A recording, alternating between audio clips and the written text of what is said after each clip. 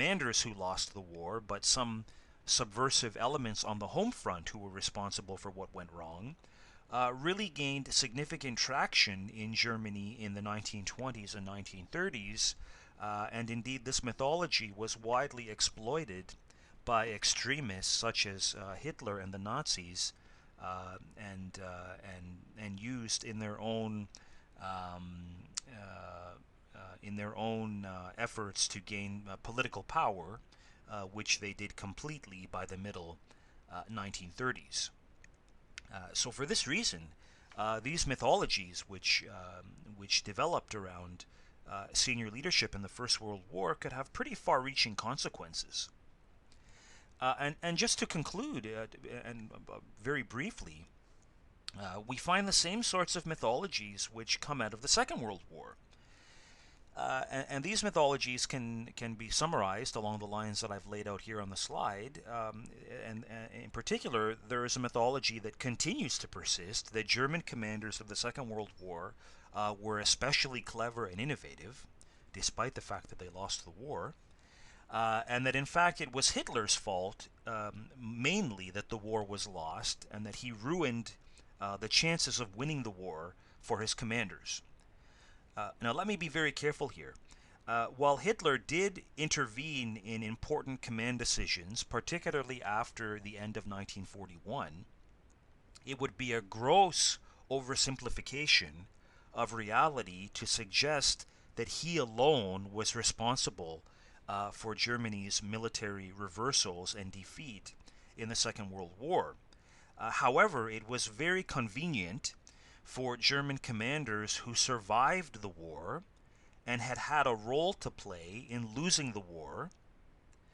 It was very convenient for those commanders to lay much of their responsibility on Hitler's madness, on Hitler's fanaticism, because what effect that had was to take the spotlight off of their own complicity in Hitler's Nazi fanaticism.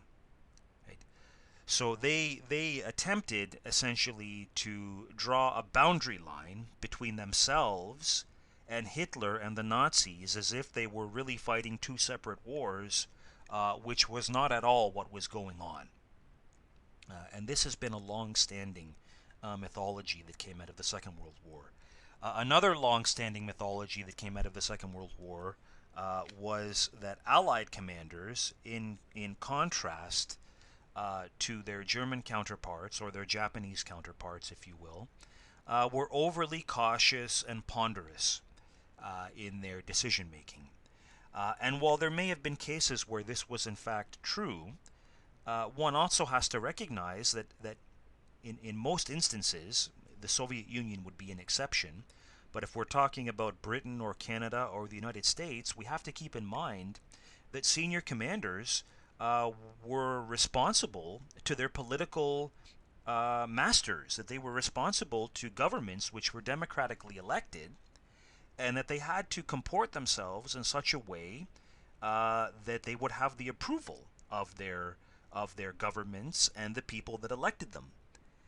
So this gave, this placed upon Allied senior commanders perhaps some greater restrictions in the extent to which they could take risks than may have been true among the Axis armies, where military commanders, although they were responsible to political leaders, did not really have to answer to the general population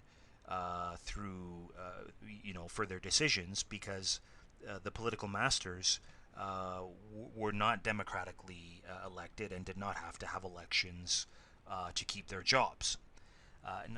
There's more to that analysis than I can offer here, but I don't want to run too far over time, and we will have opportunities moving further forward to look at Allied and German command decisions in both world wars on a case-by-case basis. Okay, thank you.